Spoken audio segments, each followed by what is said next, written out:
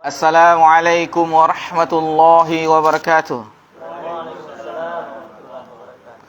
Innal hamdalillah nahmaduhu wa nasta'inuhu wa nastaghfiruh wa na'udzu billahi min shururi anfusina wa min sayyiati a'malina. May yahdihillahu fala mudilla lahu wa may yudlil fala hadiyalah. Ashhadu an la ilaha illallah wahdahu la syarika lah. Wa ashhadu anna Muhammadan abduhu wa rasuluh sallallahu alaihi wa ala alihi wa man sara ala nahjih wa tamassaka bi sunnati ila yaumiddin wa sallaman tasliman katsira. Ya ayyuhalladzina amanu taqullaha haqqa tuqatih wa la tamutunna illa wa antum muslimun. يا أيها الناس اتقوا ربكم الذي خلقكم من نفس واحدة وخلق منها زوجها وبث منهما رجالا كثيرا ونساء واتقوا الله الذي تساءلون به والأرحام إن الله كان عليكم رقيبا يا أيها الذين آمنوا اتقوا الله وقولوا قولا سديدا يصلح لكم أعمالكم ويغفر لكم ذنوبكم ومن يطع الله ورسوله فقد فاز فوزا عظيما.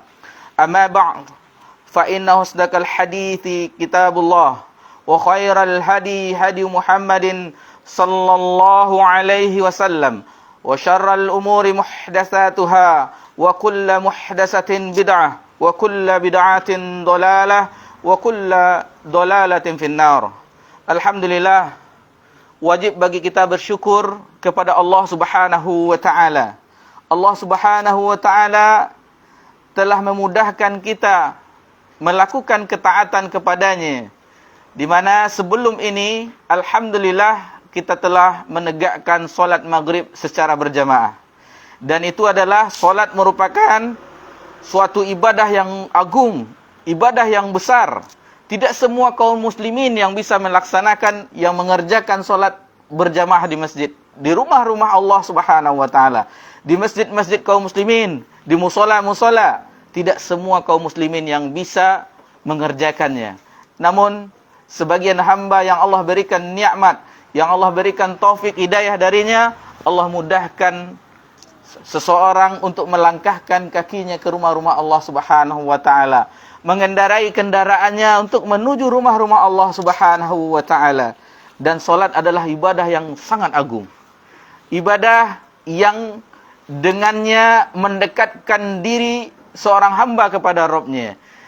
Ibadah yang mempererat hubungan antara sesama kaum muslimin. Lihatlah di barisan saf-saf mereka. Mereka berdiri bersaf-saf, dan itu yang membuat Nabi sallallahu alaihi wasallam bergembira, bercahaya wajah Nabi sallallahu alaihi wasallam, sebagaimana pernah kita singgung di kajian kita Ushulus Salasah, ketika detik-detik wafatnya Nabi sallallahu alaihi wasallam, ketika sakit keras Nabi sallallahu alaihi wasallam, Nabi membuka tirai rumahnya, rumah Aisyah radhiyallahu anha.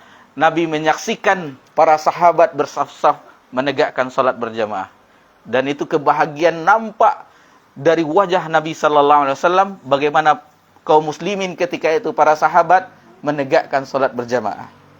Kemudian salat berjamaah ini akan terpautnya hati kaum muslimin, akan terjalinnya ukhuwah Islamiyah, akan terjalinnya rasa cinta sesama kaum muslimin.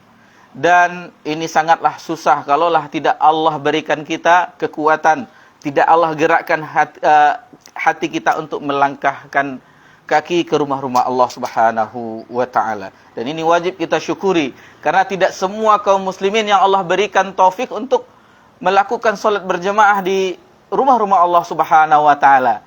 Dan setelah itu kita, setelah zikir-zikir, kita mengerjakan salat sunnah ba'diyahnya, dan alhamdulillah Allah perjumpakan kita di majelis ini. Majelis yang membahas ayat-ayat Allah Subhanahu wa taala, yang menjelaskan hadis-hadis Nabi sallallahu alaihi wasallam. Seandainya kita cermati nikmat ini di antara nikmat-nikmat yang lainnya, maka hati kita ini akan berbahagia. hati kita ini akan bersyukur kepada Allah Subhanahu wa taala. Karena kita mengetahui nikmat Allah Subhanahu wa taala tanpa batas, baik nikmat dunia dan nikmat akhirat dan nikmat agama terutama. Bayangkan banyak kaum umat hamba Allah Subhanahu wa taala, tidak seluruh Allah berikan hidayah untuk memeluk Islam. Dan seluruh kaum muslimin tidak seluruhnya Allah berikan hidayah untuk bisa mempelajari, memperdalam dalam talabul ilmi tafaqquh fid din, dalam memahami agama Allah Subhanahu wa taala. Mereka Islamnya sebagaimana Islam yang kita saksikan sekarang ini, tidak lepas dari ritual-ritual yang harian terkadang pun mereka melalaikan. Adapun mengerjakan salat, hati lalai. Dan ini banyak kita saksikan, dan jangan kita memvonis orang, kita kembalikan kepada diri kita.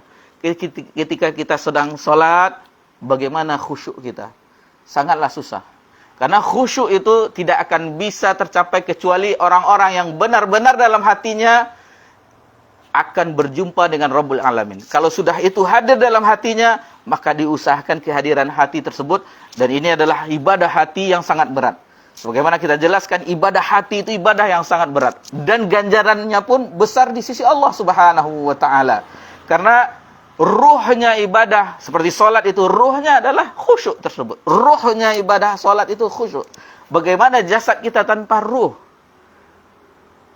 Tidak ada artinya. Paling dilaksanakan fardu kifayahnya diantar ke pemakaman. Itulah jasad tanpa ruh. Lalu bagaimana ibadah kita tanpa ruhnya, tanpa khusyuk, tanpa tadarru', tanpa hadirnya hati bahwa kita sedang menyembah Allah Subhanahu wa ta'ala. Dan ini kita harus latih terus, harus latih terus, harus latih terus. Harus berupaya terus sampai kapan? Sampai akhir hayat kita. Karena kita dituntut ibadah sampai akhir hayat. Setelah akhir hayat kita tidak lagi beribadah, melainkan kita menunggu di barzah, dibangkitkan di yaumil mahsyar, dan di situ ditegakkan hisab. Apa yang telah kita lakukan di dunia ini, semuanya tidak satu pun luput, baik itu kebaikan maupun itu maksiat, keburukan, maksiat kepada Allah Subhanahu wa taala, semuanya akan dihisab oleh Allah Subhanahu. Dan hisab Allah itu cepat. Hisab Allah itu cepat, bukannya hisab kita, karena Allah Subhanahu wa taala alaihissallahu bi ahkamil hakimin. Bukankah Allah itu hakim yang paling hakim, yang paling bijaksana? Itu kita hadirkan hati kita, senantiasa kita belajar, senantiasa kita memperbaiki terutama ibadah hati kita, agar ibadah kita itu bermakna, menuai, membekas di dalam jiwa kita, dan nampaklah dari tingkah laku kita. Dan insyaAllah ini akan kita bahas di hadis yang ke-18 ini. Kemudian salawat beriringkan salam kepada Nabi kita tercinta, Nabi Muhammad sallallahu alaihi wasallam. Dan alangkah nikmatnya kita sebagai umatnya, Allah berikan kita kesempatan untuk mempelajari sabda-sabda beliau sallallahu alaihi wasallam. Walaupun satu pekannya satu hadis, akan tetapi ini alangkah bahagianya kita. Ungkapan yang pernah keluar dari lisan Nabi kita tercinta 14 abad yang lalu. Dan kita mempelajarinya sekarang melalui karangan-karangan para ulama dan penjelasan-penjelasan para ulama. Dan mudah-mudahan ini suatu upaya kita yang kita harapkan bisa berjumpa dengan Nabi sallallahu alaihi wasallam dan mendapatkan minuman di haudnya, di telaga Nabi sallallahu alaihi wasallam. Baik, mudah-mudahan muqaddimah yang singkat ini bermanfaat bagi kita semuanya, terutama bagi yang menyampaikan. Karena alangkah beratnya seseorang menyampaikan akan tetapi tidak mengamalkannya. Kabura maqtan indallah an taqulu ma la taf'alun. Baik. Sebelum kita menjelaskan, kita minta kepada Ustadz kita, Ustadz Yayan, untuk membacakan hadis yang ke-18. Tafadhol. Bismillahirrahmanirrahim. Hadis ke-18, bertakwa kepada Allah dan akhlak mulia. An Abi Dzarrin Jundub bin Junadah wa Abi Abdurrahman Mu'adz bin Jabal radhiyallahu anhuma. An Rasulillah sallallahu alaihi wasallam qala ittaqillaha haitsu ma kunta وأتبع السيئة الحسنة تمحوها وخالق الناس بخلق حسن رواه الترمذي وقال حديث حسن وفي بعض النساء حسن صحيح. Dari Abu Dzar Jundub bin Junadah dan Abu Abdurrahman Mu'adz bin Jabal radhiyallahu anhuma dari Rasulullah sallallahu alaihi wasallam, beliau bersabda, bertakwalah kepada Allah di mana saja engkau berada, iringilah kesalahan dengan kebaikan, niscaya kebaikan itu akan menghapuskan kesalahan, dan bergaulah bersama manusia dengan akhlak yang mulia. Hadis riwayat At-Tirmidzi, ia berkata hadis ini hasan. Dalam sebagian naskah ia berkata hasan sahih. Baik. Jazakumullah khair wa barakallahu fikum. Itulah hadis yang ke-18 dalam matan hadis Arba'in An-Nawawiyah, baru saja kita dengarkan dari Ustadz Yayan membacakan matan hadisnya. Sebelum kita menjelaskan hadis ini, ma'asyiral muslimin rahimani wa rahimakumullah, kita membacakan sedikit ulasan ringkas biografi dari perawi hadis. Hadis berasal dari Abu Dzar Jundub bin Junadah. Sebelum kita menjelaskan Jundub bin Junadah, ada sebuah kisah kita dahulu ketika di kajian Sahih Muslim, kitab Al-Syarah Minhaj Sahih Muslim di Marpoyan, Jalan Ampi, Masjid Al-Madinah, sekitar tahun 2006 atau 2007, ketika membawakan hadis bahwa barang siapa yang berucap la ilaha illallah dan summa mata dzalik, dan dia meninggal dalam kalimat tersebut, maka dia masuk surga. Dia masuk surga. Lalu Abu Dzar bertanya kepada Rasulullah SAW, wa in zana wa in syarak ya Rasulullah, walaupun dia berzina dan mencuri wahai Rasulullah. Walaupun dia berzina dan mencuri. 3 kali ditanyakan lagi, tidak percaya juga Abu Dzar. Walaupun dia berzina dan mencuri ya Rasulullah, walaupun dia berzina dan yang keempat kalinya maka Rasulullah ala raghfin anfun Abu Dzar, walaupun Abu Dzar tidak menyukainya. Karena ini ketika itu di dalam Sahih Muslim tersebut, Ustadz Maududi Abu Sulaiman hafizallahu taala memberikan pertanyaan, karena di matan hadis ketika itu tidak menyebutkan nama Abu Dzar Jundub bin Junadah.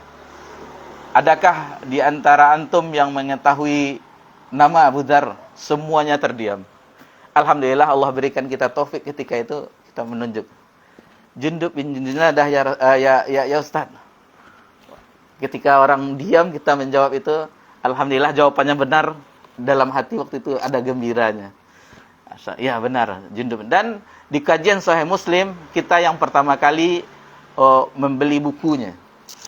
Buku dalam cetakan lama Sahih Muslim 2 jilid ketika itu masih kuning. Kitab kuning kata orang itu, kita beli di Pustaka Muslim Ustaz Zaki ketika itu.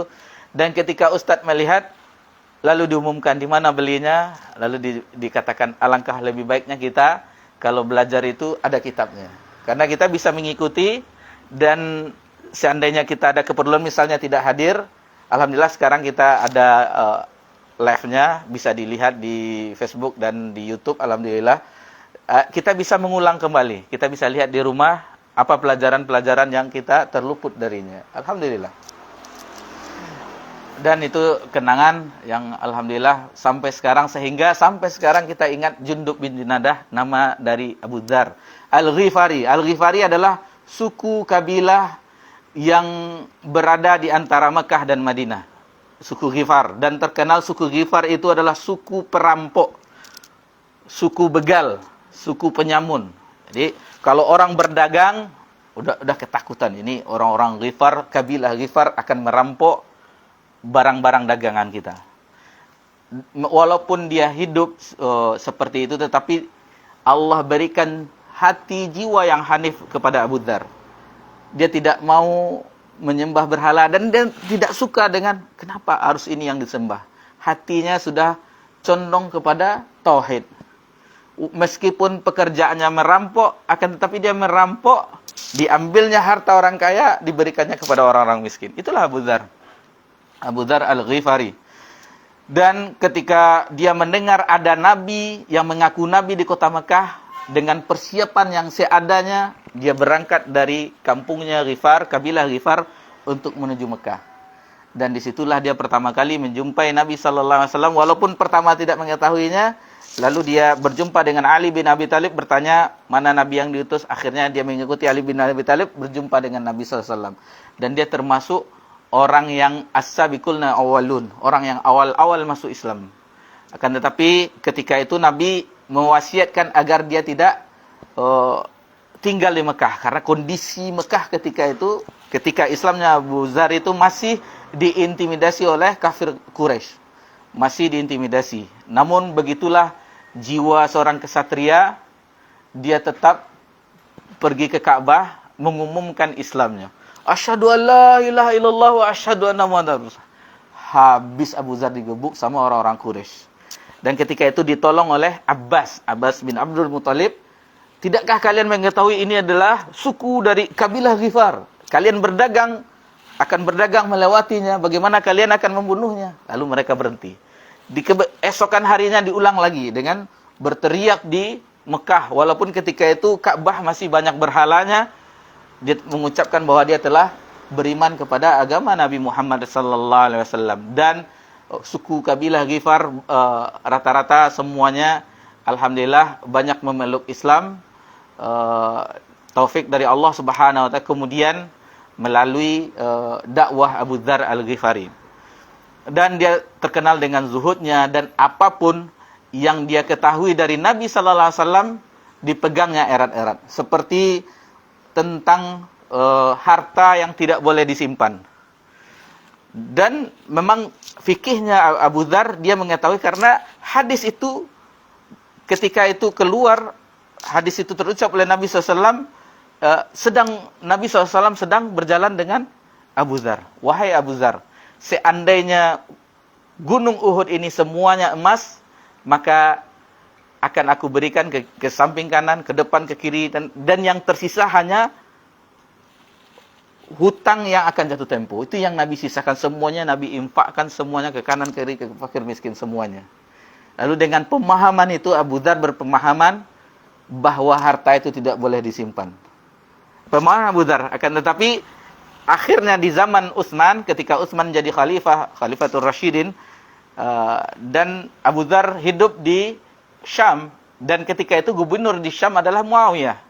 Dan Abu Dzar kan waktu itu harta kaum muslimin sudah banyak, sudah melimpah ruah, dan Abu Dzar tetap mengatakan bahwa tidak boleh menyimpan harta, harus namun akan tetapi walaupun demikian, Abu Dzar dengan pemahamannya, walaupun sebagian sahabat tidak setuju dengan fikihnya, tetapi begitulah Abu Dzar dengan pengetahuannya, dengan fikihnya yang dia ketahui dari Rasulullah, sampai wafat dipegangnya pemahamannya tersebut. Dan dia adalah sahabat yang pernah meminta jabatan kepada Nabi sallallahu alaihi wasallam. Abu Dzar pernah meminta jabatan, lalu Nabi mengatakan, engkau adalah, sesungguh jabatan itu adalah amanah yang akan menjadi penyesalan di hari kiamat, dan engkau adalah orang yang lemah. Contohnya memegang uang seperti tadi. Seandainya Abu Dzar diberikan kekuasaan uang, tentu habis uang negara, kas negara. Karena diberikannya ke sana, ke sini, tidak ada lagi Baitul Mal. Dan itulah sosok Abu Dzar. Walaupun demikian, Nabi sallallahu alaihi wasallam di sabdanya pernah bersabda kepada Abu Dzar bahwasanya nanti Abu Dzar itu dia sendiri, dia terasing sendiri, dia nanti yamut wahdah, meninggal sendiri. Memang di keterasingannya dengan kesendiriannya, dan memang begitulah yang disabdakan oleh Nabi sallallahu alaihi wasallam. Beliau wafat di Rabadah di sekitar tahun di pemerintahan Utsman bin Affan, sekitar tahun 32 Hijriah ketika itu. Itulah sosok Abu Dzar Al-Ghifari. Selanjutnya kita baca sekilas tentang Abu Abdurrahman Mu'az bin Jabal. Abu Abdurrahman Mu'adz bin Jabal adalah sosok pemuda yang termasuk awal-awal masuk Islam. Termasuk, dan dia dari suku Aus. Aus dari Yathrib, Madinah, Al-Ansari. Suku besar ketika itu, dan kita mengetahui bahwasanya dua suku besar di Madinah ketika itu Yathrib, yaitu Aus dan Khazraj. Aus dan Khazraj. Dan Mu'adz bin Jabal ketika dia memeluk agama Islam masih muda, masih remaja, umur 18 tahun. Dan dia mengikuti Bai'atul Aqabah, yang mana 70 sahabat dari Ansar mendatangi Nabi sallallahu alaihi wasallam di Aqabah. Kalau kita melakukan ibadah haji itu Jumratul Ula, Wusta Aqabah, yang ketiganya. Dan dahulu sebagaimana kita mendapat penjelasannya, itu yang Jamarat Aqabah itu dulu separohnya untuk melempar jamarat, yang lebihnya adalah bukit. Bukan seperti sekarang kan sudah ada bangunnya, bahkan sudah 3 lantai sekarang. Sudah 3 lantai. Yang terakhir yang kita ketahui sekarang sudah 3 lantai jamarat, tempat melempar jumlah. Nah, disitulah terjadi Bai'at Aqabah, yang mana mereka orang-orang Ansar menjamin Nabi sallallahu alaihi wasallam, menjamin keamanan Nabi sallallahu alaihi wasallam sebelum Nabi hijrah ke Madinah. Mu'adz bin Jabal adalah sahabat di antara sahabat yang diambil qiraahnya. Dan pernah kita singgung mengenai Abdullah bin Mas'ud, Ibnu Mas'ud radhiyallahu anhu, bahwa ambillah bacaan Al-Quran itu, qiraah itu dari 4 sahabat. Abdullah bin Mas'ud, Salim Maula Hudzaifah, Ubay bin Ka'ab, dan Mu'adz bin Jabal. Dan Mu'adz bin Jabal adalah pemuda yang ikut perang Badar. Di antara pemuda yang ikut perang Badar. Dan beliau radhiyallahu anhu, Mu'adz bin Jabal adalah da'i yang mendakwahkan Islam ini ke Yaman. Yang diutus adalah Mu'adz bin Jabal dan Abu Musa al-Asy'ari ketika itu. Abu Musa al-Asy'ari. Lalu Mu'adz bin Jabal langsung dari lisan Nabi sallallahu alaihi wasallam mengatakan, "Ya Mu'adz, wallahi uhibbuk." Demi Allah aku mencintaimu. Langsung ketika itu Nabi mengucapkan bahwa Nabi mencintai Mu'adz bin Jabal. Dan Mu'adz bin Jabal wafat di Syam ketika terjadi wabah taun di zaman Umar. Dan waktu 2 tahun yang lalu kita mengetahui bagaimana Umar ketika itu tidak masuk. Karena Umar mengetahui bahwa apabila terjadi wabah jangan masuk dan orang yang di dalam jangan keluar. Dan ketika itu Mu'adz berada di Syam. Maka dia sebagai syuhada ketika itu dengan dapat wabah taun dalam usia relatif muda, 33 tahun atau 38 tahun.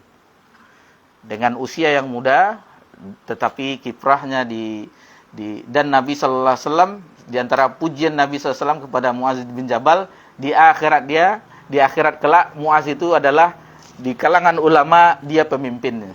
Dibangkitkan di akhirat, dia adalah pemimpinnya di hari kiamat, Mu'adz bin Jabal. Dan umat Nabi a'lamu ala ummati minal halal wal haram adalah Mu'adz bin Jabal. Umat Nabi Muhammad sallallahu alaihi wasallam yang paling mengetahui halal dan haram adalah Mu'adz bin Jabal. Itulah segelintir kisah biografi dari 2 sahabat yang mulia, Abu Dzar, Jundub bin Junadah Al-Ghifari, dan juga Abu Abdurrahman Mu'adz bin Jabal radhiyallahu anhuma. Baik.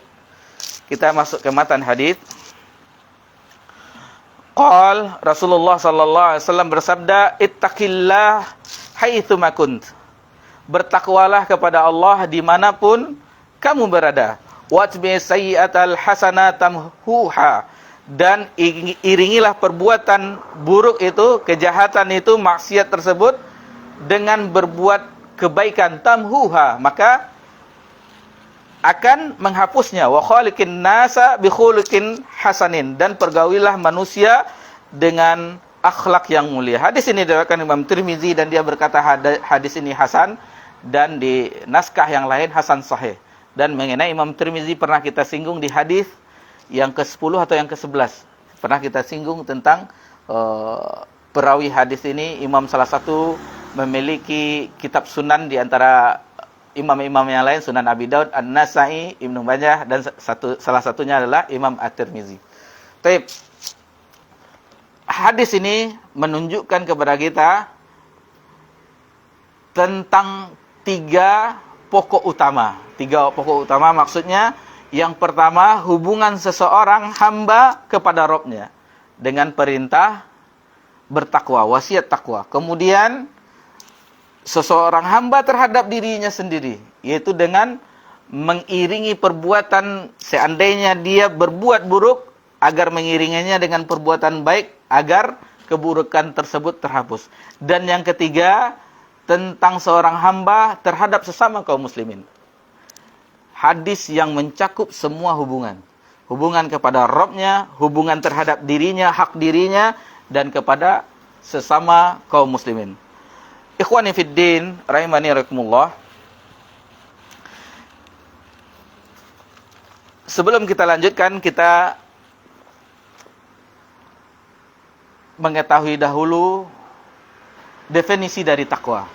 Dan kita telah banyak mengetahui mungkin di majelis-majelis yang lainnya, atau kita pernah membacanya, atau kita pernah mendengarnya, bahwa takwa tersebut adalah mengerjakan apa yang diperintah oleh Allah Subhanahu wa taala dan meninggalkan apa yang dilarangnya.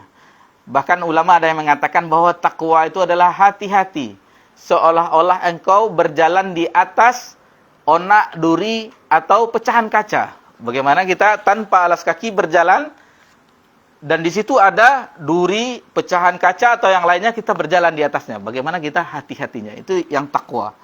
Dan di antara definisi yang lengkap yang datang dari generasi tabi'in Talaq bin Habib rahimallahu taala, bahwasanya takwa adalah seseorang yang melakukan ketaatan kepada Allah Subhanahu wa taala ala nurim minallah, di atas cahaya Allah, di atas cahaya Allah. Maksudnya di atas petunjuk Allah Subhanahu wa taala, di atas ajaran petunjuk Nabi Muhammad sallallahu alaihi wasallam, dan berharap ganjaran pahala. Dan begitu juga sebaliknya, bahwa takwa adalah meninggalkan segala keburukan ala nur minallah, di atas cahaya Allah, di atas syariat Allah Subhanahu wa taala, dan takut akan ganjaran keburukan tersebut. Dosa, keburukan tersebut, ganjaran buruknya, dan dia pun menjauhinya. Dan itulah definisi takwa yang didefinisikan oleh generasi ulama, generasi tabi'in Talaq bin Habib. Dan mengenai definisi-definisi ini banyak disebutkan oleh Al-Imam Ibnu Rajab Al-Hambali dalam kitabnya Jami'ul Ulum wal Hikam. Itu dijelaskan beberapa definisi takwa. Dan intinya yang tadi, bahwasanya, dan tidak masalah kita dengan definisi yang kita ketahui sejak dahulu, mengerjakan apa yang diperintah dan meninggalkan apa yang dilarang. Itu definisi takwa yang telah kita ketahui bersama-sama. Baik. Lalu takwa itu di dalam hadis ini jelaskan, ittaqillah haitsu ma kunt. Bertakwalah kepada Allah dimanapun kamu berada. Ini menunjukkan takwa itu kita dimanapun berada, baik kita dalam keramaian maupun di dalam kesendirian. Dan kalau di keramaian, rata-rata kita bisa menjadi hamba yang bertakwa. Karena apa? Karena seandainya kita melakukan ketaatan, kita terpancing dengan saudara kita. Dan seandainya itu keburukan, kita malu dilihat oleh saudara kita. Yang paling berat itu adalah ketika sendiri. Ketika sendiri itu adalah takwa yang betul-betul harus kita yakini dan harus kita hadirkan hati kita. Imam Ahmad bin Hanbal di dalam bait syairnya pernah mengatakan, idza ma khalauta ad-dahra yawman fala taqul. Jika engkau berada di dalam sesuatu masa, maka janganlah engkau katakan engkau sendirian. Khalautu walakin kullu alayya raqib. Sesungguhnya engkau ketika itu ada yang mengawasinya. Ada yang mengawasinya. Wala tahsabanallahu yaghlulu sa'atan. Janganlah engkau mengira bahwasanya Allah itu luput, istilahnya tidak hadir dalam sesaat. Wala annal yakhfa alaihi yaghib. Dan janganlah engkau mengira, jangan pernah mengira bahwa yang samar baginya adalah sesuatu yang gaib. Dan Al-Imam Ibnu Katsir pernah membawakan kisah, dan kita juga pernah membacanya di salah satu buku lama, kita lupa judulnya. Ada seorang wanita yang pernah diajak berzina oleh seorang pemuda. Lalu dikatakan oleh pemuda ini, sekarang kita berada di padang pasir yang ada cuma bintang-bintang. Dia mengatakan yang ada cuma bintang-bintang. Lalu ketika pemuda ini ingin melakukan perbuatan yang tidak senonoh, maka si perempuan mengatakan, lalu bagaimana dengan robnya bintang-bintang? Seketika itu si pemuda tadi yang ingin melakukan perbuatan yang tidak senonoh, berzina tadi, ingat akan Allah Subhanahu wa taala, sehingga dia tidak jadi melakukan perbuatan tersebut. Ini salah satu penerapan takwa ketika sendiri atau ketika di dekat orang ramai. Lalu yang paling berat di zaman kita ini, dan ini sering kita singgung, ini nasihat terutama bagi yang menyampaikan, bahwasanya ketika kita dengan genggaman handphone kita, ini hati-hati, sangat hati-hati. Karena setiap aplikasi ada iklannya yang kadang-kadang muncul, yang itu menambah maksiat kita. Itu menambah maksiat kita. Dan ini adalah nasihat bagi kami yang yang menyampaikan dan kepada semua kita. Karena ini fitnah di antara fitnah-fitnah di zaman kita. Handphone yang ada pada kita ini, ada iklan yang datang dan ini sangat merusak sekali, sehingga kita ingatkan seandainya itu tidak penting sama sekali, maka meletakkannya atau kita pindah ke aplikasi yang lain. Aplikasi Quran, lebih baik kita membaca Al-Quran. Dan itu sangat berfaedah sekali. Seandainya kita tidak banyak menghafal ayat-ayat Allah Subhanahu wa taala, atau kita tidak membawa mushaf, maka ada aplikasinya sekarang Al-Qur'anul Karim. Dan ini kita ingatkan karena ini memang di zaman kita ini tidak lepas kita dengan handphone. Semua kita memilikinya. Dan mungkin ada segelintir kaum muslimin yang tidak memiliki HP Android, HP yang HP pintar kata orang di zaman sekarang ini. Masyarul muslimin rahimani wa rahimakumullah. Lalu bagaimana pentingnya takwa itu? Dijelaskan bahwasanya takwa itu akan diwariskan kepada mereka orang-orang yang bertakwa, yaitu surga. Sebagaimana firman Allah Subhanahu wa taala di dalam surah Maryam. Surah Maryam ayat yang ke-63. Ayat 63.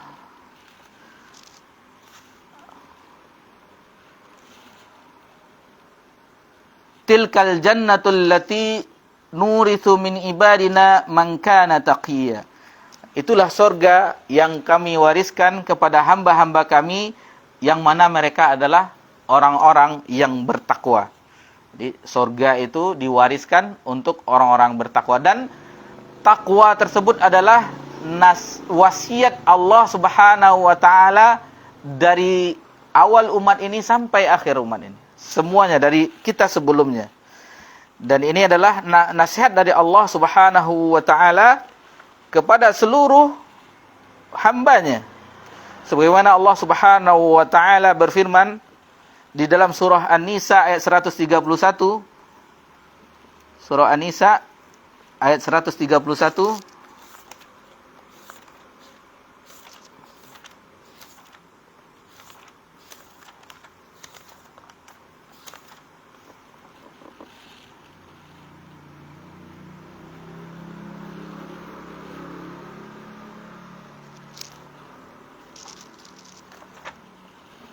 Baik.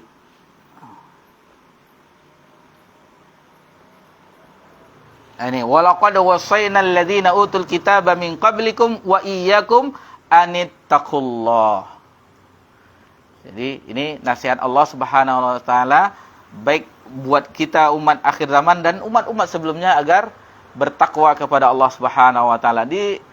Dan nasihat Nabi SAW di hadis ini dan nasihat orang-orang soleh terdahulu. Abu Bakar, Umar, Ali bin Abi Thalib, Utsman semuanya ketika menulis surat kepada gubernurnya atau orang yang sahabat yang lainnya di negeri yang lain, amma ba'du, awal itu nasihatnya usikum bi taqwallah. Aku nasihatkan kamu agar bertakwa kepada Allah Subhanahu wa taala.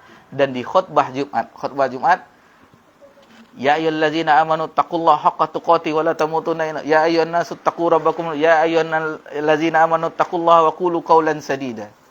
Dan ini nasihat sesama kaum muslimin, para ulama terdahulu saling menasihati akan ketakwaan kepada Allah Subhanahu wa taala. Lalu takwa adalah salah satu sebab mendapat kecintaan dari Allah Subhanahu wa taala. At-taqwa sabab mahbbatillah lil ibad. Qala ta'ala, Allah Subhanahu wa taala berfirman di dalam surah Ali Imran. Surah Ali Imran ayat, mungkin bisa dicatat nanti bisa dilihat di rumah. Ayat 76. Ayat 76 bisa dilihat kembali di rumah. Bala man aufa bi ahdi wattaqa fa innallaha yuhibbul muttaqin. Bukanlah demikian, barang siapa yang menunaikan janjinya dan bertakwa, maka sesungguhnya Allah mencintai orang-orang yang bertakwa. Dan takwa itu menyebabkan dibukakannya keberkahan di langit dan di bumi. Dibukakannya keberkahan di langit dan di bumi. Sebagaimana Allah Subhanahu wa taala berfirman dalam surah Al-A'raf. Dalam surah Al-A'raf ayat 96. Dan ini kita mungkin sebagian kita menghafal ayat ini. Walau anna ahlal qura amanu wattaqau lafatahna alaihim barakatim minas samai wal ardh. Jadi seandainya ahlul qura, suatu negeri itu beriman dan bertakwa, maka akan kami bukakan kepada mereka berkah di langit dan dari bumi. Allah bukakan keberkahan di langit dan di bumi bagi orang-orang yang bertakwa. Dan orang bertakwa mendapatkan kebersamaan Allah Subhanahu, ma'iyatullah ma'al muttaqin, sebagaimana Allah Subhanahu wa taala berfirman di akhir surah Al-Ankabut. Innallaha ma'al ladzina taqau wal ladzina hum muhsinun, di akhir surat Al-Ankabut. Sesungguhnya Allah bersama orang-orang yang bertakwa dan bersama orang-orang yang ihsan, yang berbuat kebaikan. Selanjutnya, orang yang bertakwa Allah berikan kemudahan urusannya di dunia dan di akhirat. Dan kita ingin kemudahan semuanya. Seandainya kita berurusan sulit, maka takwa adalah solusinya. Takwa adalah solusi mudahnya urusan dunia dan akhirat kita. Allah Subhanahu wa taala berfirman dalam surah Talaq, "Wa may yattaqillaha yaj'al lahu makhraja wa yarzuqhu min haitsu la yahtasib." Jadi Allah akan berikan kemudahan setiap urusan kita bagi orang-orang yang bertakwa kepadanya. Dan takwa adalah khairuz zad, sebaik-baik bekal, fid dunya wal akhirah, baik itu di dunia dan di akhirat. Dalam surah Al-Baqarah, fatazawwadu fa inna khairaz zadi taqwa, berbekallah karena sebaik-baik bekal adalah takwa. Dan kebaikan, akibat dari segala sesuatu itu adalah kebaikan bagi orang-orang yang berwal akibatul lil muttaqin. Banyak sekali ayat-ayat yang menjelaskan, bahkan ini adalah tujuan agama yang terbesar itu adalah agar kita menjadi hamba yang bertakwa. Tujuan yang terbesar dari syariat yang diturunkan kepada kita itu agar kita bertakwa kepada Allah Subhanahu wa taala. Dan yang kedua adalah tentang seandainya kita bersalah, ini dijelaskan diiringi perbuatan baik itu dengan perbuatan buruk itu dengan perbuatan baik, tamhuha, maka dia akan menghapusnya. Nanti kita bisa lihat di surah Hud. Surah Hud ayat 14. Ayat 14 sudah azan. Kita cepat-cepat saja.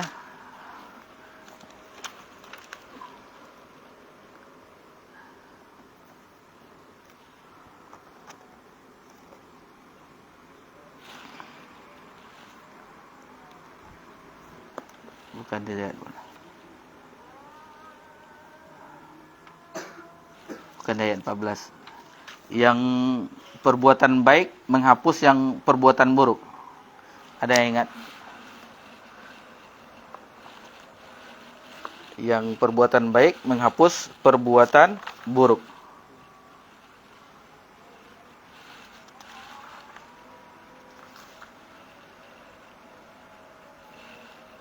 Ayat 114, bukan 14, ayat 114. Surat Hud ayat 114. Nanti dicatat, dilihat kembali di rumah. Ini. Aqimis sholata tarafin nahari wa zulafan minal lail innal hasanati yuzhibnas sayyi'at. Sesungguhnya kebaikan itu akan menghapuskan keburukan. Dzalika dzikra lidzakirin. Dan itu adalah peringatan bagi orang-orang yang ingat. Dan banyak sekali amal-amal penggugur dosa seperti berwudu. Ketika berwudu, barang siapa yang berwudu sebuduk ini, kata Utsman bin Affan, dan kemudian dia salat rakaatain, maka diampuni dosa-dosanya.